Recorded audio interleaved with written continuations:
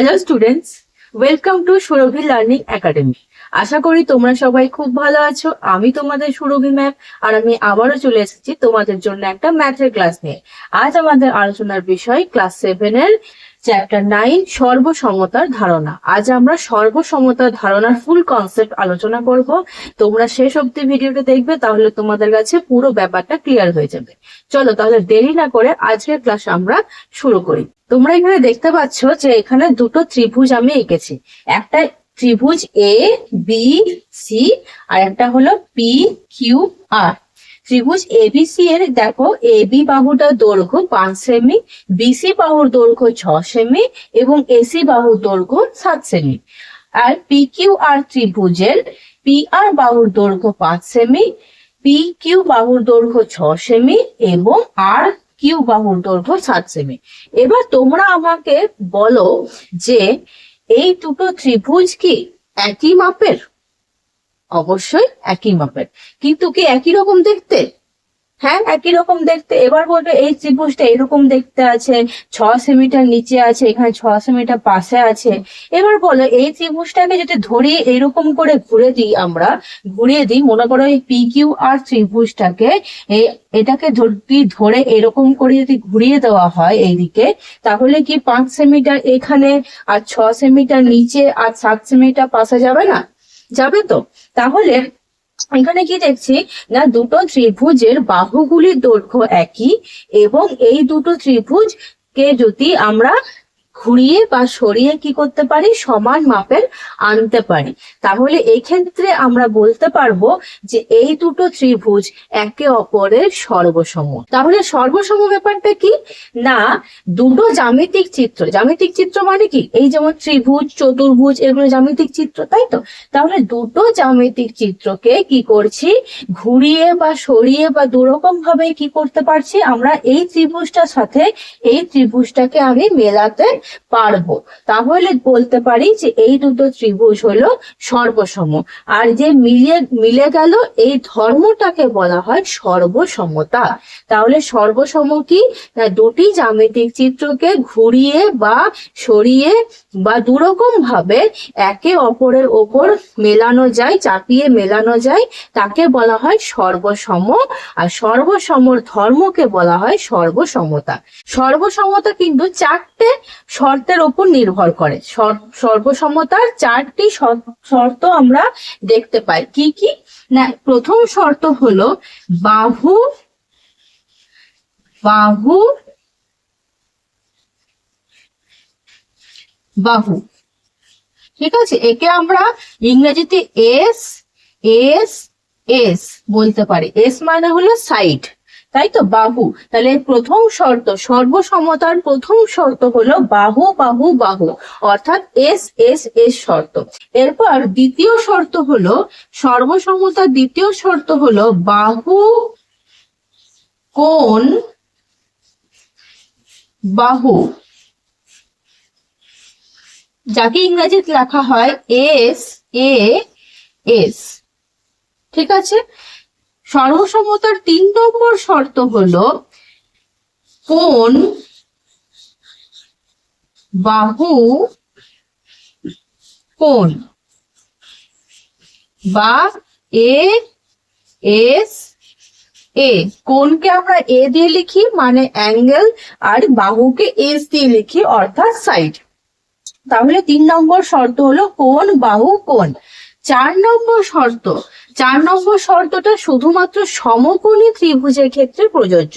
সমকোণী ত্রিভুজ কাকে বলে? তোমাদের নিশ্চয়ই মনে আছে যে ত্রিভুজের একটা কোণ সমকোণ। কিরকম দেখতে হয় সমকোণী ত্রিভুজ? সমকোণী ত্রিভুজ এইরকম দেখতে হয়, তাই তো। এই কোণটা হয় আমাদের 90 ডিগ্রি, তাহলে এটা সমকোণ, তাহলে এটা সমকোণী ত্রিভুজ। 4 নম্বর যে সর্বসমতার শর্তটা আছে সেটা সমকোণী ত্রিভুজের ক্ষেত্রে প্রযোজ্য। সেই শর্তটা কি? সমকোণ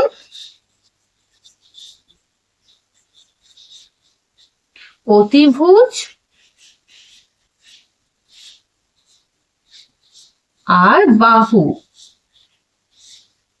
যাকে ইংরেজিতে বলবো আর এইচ এস। ঠিক আছে। তাহলে সর্বসমতার আমাদের চারটে শর্ত: বাহু বাহু বাহু, বাহু কোণ বাহু, কোণ বাহু কোণ এবং সমকোণী ত্রিভুজের জন্য সমকোণ অতিভুজ বাহু। অতিভুজ নিশ্চয়ই তোমরা জানো যে এই বাহুটাকে বলা হয় অতিভুজ। ঠিক আছে, এরপর আমরা প্রত্যেকটা শর্তকে আমরা বিশ্লেষণ করে দেখবো যে কিরকম ভাবে এই শর্তগুলো কাজ করে। চলো তাহলে প্রথম যে শর্ত বাহু বাহু বাহু সেটা দেখে নিই। দেখো এখানে দুটো ত্রিভুজ আমি এঁকেছি, যে এইটা একটা হলো এবিসি ত্রিভুজ এ বি সি, একটা হলো পি কিউ আর।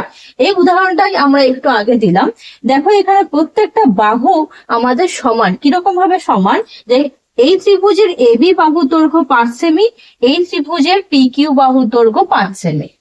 এই ত্রিভুজের মানে ত্রিভুজ এবিসি এর এসি বাহুর দৈর্ঘ্য 7 সেমি, এখানে পি কিউ বাহুর দৈর্ঘ্য 7 সেমি। এই ত্রিভুজের বিসি বাহুর দৈর্ঘ্য 6 সেমি এবং এখানে কিউ আর বাহুর দৈর্ঘ্য 6 সেমি। তাহলে আমি দেখতে পাচ্ছি যে এখানে যে দুটো ত্রিভুজ আছে, ত্রিভুজ এবিসি এবং ত্রিভুজ পি কিউ আর, এদের দুজনেরই 3টে করে বাহুই সমান। মানে এর যে সেন্টিমিটারের বাহুগুলো আছে এরও তাই আছে। তাহলে বলতে পারি যে এই দুটো ত্রিভুজ সমান মাপের, অর্থাৎ এরা সর্বসম। তাহলে কিরকম ভাবে লিখতে হয়? যে ত্রিভুজের চিহ্ন দেব, ত্রিভুজ এ বি সি সর্বসম চিহ্নটা দেখে নাও, এইটা হলো সর্বসম চিহ্ন। সর্বসমর চিহ্ন হলো এটা। আর ত্রিভুজ পি কিউ আর, তাহলে আমরা এখানে দেখতে পাচ্ছি যে দুটো ত্রিভুজ এ বি সি এবং পি কিউ আর সর্বসম। কোন শর্তে? বাহু বাহু বাহু শর্তে। কারণ দেখো বাহু বাহু বাহু মিলেছে, একটা করে বাহু মিলে গেছে, আরেকটা করে 6 সেমি 6 সেমি, আরেকটা করে বাহু মিলে গেছে, আরেকটা 7 সেমি 7 সেমি, আরেকটা করে বাহু মিলে গেছে। তাহলে এখানে কি হলো? বাহু বাহু শর্তে এই দুটো ত্রিভুজ সর্বসম হলো। সর্বসম চিহ্নটা মনে রাখবে, এইটা হলো সর্বসমর চিহ্ন। ঠিক আছে, এরপর দেখবো বাহু কোণ বাহু শর্তটা। এরপর দেখি বাহু কোণ বাহু শর্ত কিভাবে কাজ করে। দেখো এখানে দুটো ত্রিভুজ এঁকেছি, একটা নাম দিচ্ছি এ বি সি, আর একটা নাম দিলাম পি কিউ আর। এখানে দেখতে পাচ্ছি যে কি মিলেছে।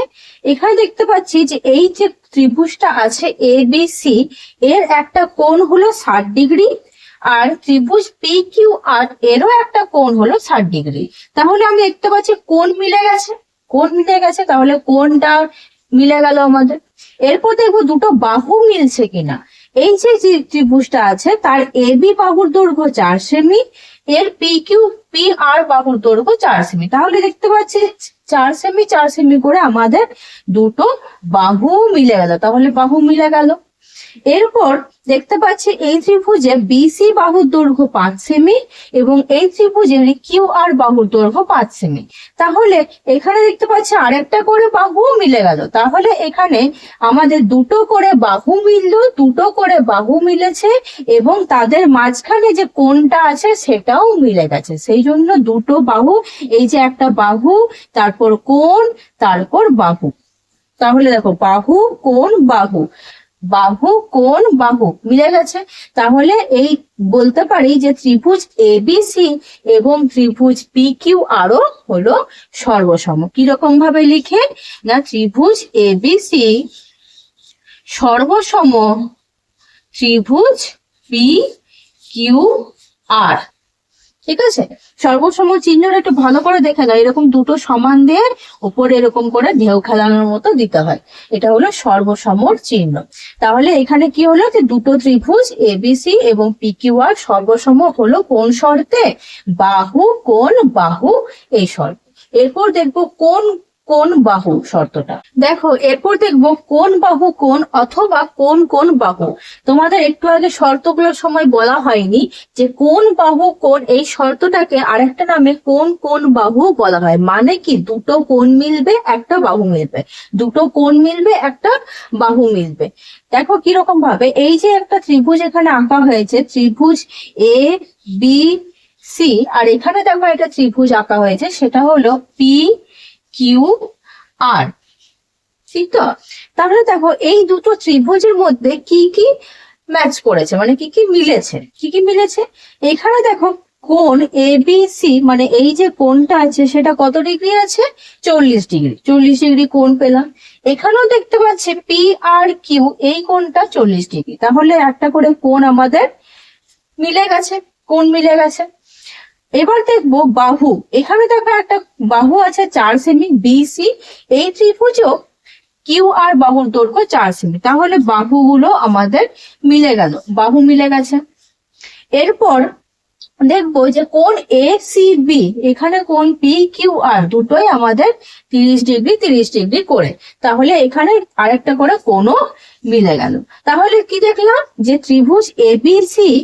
ত্রিভুজ এবিসি ও সর্বসম কার সাথে, ত্রিভুজ পি কিউ আর এর সাথে। কি শর্তে, কোণ বাহু কোণ, কোণ বাহু কোণ, কোণ বাহু কোণ। তাহলে এই শর্তে সর্বসম হলো। তাহলে এরপর দেখবো সমকোণী ত্রিভুজের ক্ষেত্রে যে সমকোণ অতিভুজ এবং বাহুর শর্তটা কিভাবে প্রযোজ্য। এরপর দেখবো যে সমকোণী ত্রিভুজের ক্ষেত্রে কিভাবে সমকোণ অতিভুজ বাহু শর্তটা প্রযোজ্য হয়। সমকোণী ত্রিভুজ মানে কি না, যে ত্রিভুজের একটা কোণ সমকোণ, সমকোণ অর্থাৎ 90 ডিগ্রি। তোমরা সবাই জানো যে সমকোণকে বলা হয় 90 ডিগ্রি, অর্থাৎ 90 ডিগ্রিকে বলা হয় সমকোণ। তাহলে দেখো এই যে এখানে যে ত্রিভুজটা আছে, ত্রিভুজ এ বি সি, এই ত্রিভুজে দেখো এখানে একটা 90 ডিগ্রি কোণ দেখতে পাচ্ছ, এখানে একটা 90 ডিগ্রি কোণ অর্থাৎ সমকোণ দেখতে পাচ্ছ। এখানেও দেখো ত্রিভুজ পি কিউ আর এর একটা 90 ডিগ্রি কোণ অর্থাৎ সমকোণ দেখতে পাচ্ছ। তাহলে দেখতে পাচ্ছি এই ত্রিভুজেও একটা সমকোণ আছে এবং এই ত্রিভুজেও একটা সমকোণ আছে। তাহলে সমকোণের যে শর্তটা ছিল সেটা ম্যাচ হলো, মানে সেটা মিলে গেল। এরপর দেখবো অতিভুজ। অতিভুজ কোনটাকে বলে তোমরা নিশ্চয়ই জানো যে একটা সমকোণী ত্রিভুজের এই বাহুটাকে বলা হয় অতিভুজ, যে নিচে থাকে তাকে বলা হয় ভূমি এবং যে লম্বা দাঁড়িয়ে আছে তাকে বলা হয় লম্ব। তাহলে দেখো এই ত্রিভুজের অতিভুজের দৈর্ঘ্য কত আছে, 7 সেমি আছে, 7 সেমি আছে। আর এই যে এই ত্রিভুজের পি কিউ আর ত্রিভুজেরও অতিভুজের দৈর্ঘ্য আছে 7 সেমি। তাহলে দেখো এর 7 সেমি, মানে এর অতিভুজ আর এই ত্রিভুজের অতিভুজও আমাদের মিলে গেল। তাহলে অতিভুজ মিলে গেল। এবার বাহু, বাহু বলতে এখানে হয় লম্ব না হলে ভূমি, যে কোনো একটাকে বোঝানো হয়েছে, হয় লম্ব না হলে ভূমি, যে কোনো একটাকে এখানে বাহু বলতে বোঝানো হয়েছে। এমন কোনো মানে নেই যে এই ত্রিভুজের লম্বটার দৈর্ঘ্য 5 সেমি, মানে এই ত্রিভুজের লম্বটার দৈর্ঘ্য 5 সেমি হলেই যে সে সর্বসম হবে, তার কোনো মানে নেই। এই দুটো বাহুর মধ্যে যে কোনো একটা মিলে গেলেই তারা সর্বসম। তাহলে দেখো এই ত্রিভুজের কি না, লম্বের দৈর্ঘ্য মিলেছে আমাদের 5 সেমি, আর এখানে ভূমির দৈর্ঘ্য মিলেছে 5 সেমি। তাহলে এখানে লম্বের দৈর্ঘ্যের সাথে এখানে ভূমির দৈর্ঘ্যের মিল আছে। তাহলে এরা, কারণ এরা দুজনেই 5 সেমি করে, তাহলে একটা করে বাহু আমাদের মিলে গেল। তাহলে দেখো এটা সমকোণী ত্রিভুজটা কিরকম ভাবে সর্বসম হলো না, সমকোণ অতিভুজ বাহু এই শর্তে সর্বসম হলো। সমকোণ অতিভুজ বাহু, সমকোণ অতিভুজ আর বাহু। ঠিক আছে, তাহলে বলতে পারি যে ত্রিভুজ এ বি সি সর্বসম কার সাথে না, ত্রিভুজ পি কিউ আর এর সাথে। এরপর আমরা একটা নতুন টপিক দেখব, সেটা হলো সদৃশকোণী ত্রিভুজ। বা এর আরেকটা তোমাদের প্রশ্ন আছে বইয়ে বা আসতে পারে যে আমরা সব রকমের শর্ত দেখলাম, বাহু বাহু দেখলাম, বাহু কোণ বাহু দেখলাম, কোণ বাহু কোণ দেখলাম, এবং সমকোণী ত্রিভুজের জন্য সমকোণ অতিভুজ এবং বাহু, এই 4টে সর্বসমতার শর্ত আমরা দেখলাম। কিন্তু কোন কোন কোন কি শর্ত হতে পারে সর্বসমতার, তার উত্তর হচ্ছে না। কেন হতে পারে না? কারণ দেখো এখানে যে দুটো ত্রিভুজ এঁকেছি, একটা দৈর্ঘ্য, একটা নাম দিলাম এ বি সি এবং আরেকটা নাম দিলাম আমি ডি ই এফ। ঠিক আছে, দিয়েছি। এবার বলো এই ত্রিভুজটা দেখতে পাচ্ছি এখানেও একটা 60 ডিগ্রি কোণ আছে, এই ত্রিভুজের এখানেও একটা 60 ডিগ্রি কোণ আছে, এই ত্রিভুজে এখানেও একটা 60 ডিগ্রি কোণ আছে, এই ত্রিভুজেরও এখানে 60 ডিগ্রি কোণ আছে, এই ত্রিভুজেরও এখানে 60 ডিগ্রি কোণ, এখানেও ওদের 60 ডিগ্রি কোণ। তাহলে বলতে পারো যে ম্যাম তাহলে তো কোণ কোণ কোণ এই শর্তে এরা সর্বসম হলো। না হলো না। কেন? কারণ তুমি যদি এই ত্রিভুজটাকে তুলে এনে এটার উপর বসাও তাহলে কি পুরোপুরি ভাবে মিলবে? মিলবে না। কেন? কারণ আমরা চোখে দেখেই বুঝতে পারছি যে এই ত্রিভুজটা ছোট আর এই ত্রিভুজটা বড়। কারণ এর একটা বাহুর দৈর্ঘ্য 2.5 সেমি করে আর এর একটা বাহুর দৈর্ঘ্য 4 সেমি করে। ঠিক আছে, তাহলে দেখো এই ত্রিভুজটা বড়, এই ত্রিভুজটা ছোট। আর আমাদের সর্বসমতার রুলটা কি ছিল, নিয়মটা কি ছিল? না, একটা ত্রিভুজের ওপর যদি আরেকটা ত্রিভুজ ভালোভাবে বসে যায় তাহলে তখন তারা হয় একে অপরের সর্বসম। কিন্তু এখানে এই ত্রিভুজটাকে তুলে এনে যদি এখানে বসানো হয় তাহলে সেটা অনেকটাই ছোট হয়ে যাবে, অনেকটাই ছোট হয়ে যাবে, পুরো সেম টু সেম বসবে না। তাহলে এরা সদৃশকোণী ত্রিভুজ। এদের এইরকম ত্রিভুজকে বলা হয় সদৃশকোণী। সদৃশ মানে কি? সেম, ঠিক আছে, একই। আর কোণী মানে কোণ, মানে একই কোণ আছে এদের। দেখো 3টে কোণই একই, সদৃশকোণী ত্রিভুজ, কিন্তু এরা সর্বসম নয়। তাহলে যদি কোশ্চেন আসে তোমাদের যে কোন কোন কোণ কি সর্বসমতার শর্ত হতে পারে, তাহলে তোমাদের এরকম ছবি তাহলে তোমাদের বিশ্লেষণ করে বলতে হবে যে এই এরকম একে যে এখানে ত্রিভুজ ABC এবং ত্রিভুজ DEF সদৃশকোণী ত্রিভুজ কিন্তু সর্বসম ত্রিভুজ নয়। কারণ কি? কারণ এখানে এই ত্রিভুজটা হলো ছোট, এটাকে যদি ওখানে বসানো হয় তাহলে একে অপরের সাথে একই মাপে বসবে না। তাই এরা হলো সদৃশকোণী ত্রিভুজ কিন্তু সর্বসম ত্রিভুজ নয়। তাই কোন কোন কোণ এটা সর্বসমতার শর্ত হতে পারে না। ঠিক আছে, আশা করি তোমরা বুঝতে পেরেছো ব্যাপার। তাহলে আমাদের আজকের ক্লাস এই অবধি ছিল। আজ আমরা সর্বসমতার ধারণার 4টে শর্ত এবং সদৃশকোণী ত্রিভুজ সম্পর্কে ফুল কনসেপ্ট আলোচনা করে নিলাম। আশা করি তোমাদের ক্লাসটা ভালো লেগেছে এবং তোমাদের বুঝতে কোনো অসুবিধা হয়নি। তোমাদের যদি ক্লাসটা ভালো লেগে থাকে তাহলে অবশ্যই লাইক এন্ড সাবস্ক্রাইব করো এবং বেল আইকনটা ক্লিক করবে, তাহলে আমি যখনই নতুন ক্লাস দেব তোমাদের কাছে নোটিফিকেশন চলে যাবে। আজকের মতো এই অবধি, তোমরা সবাই ভালো থেকো।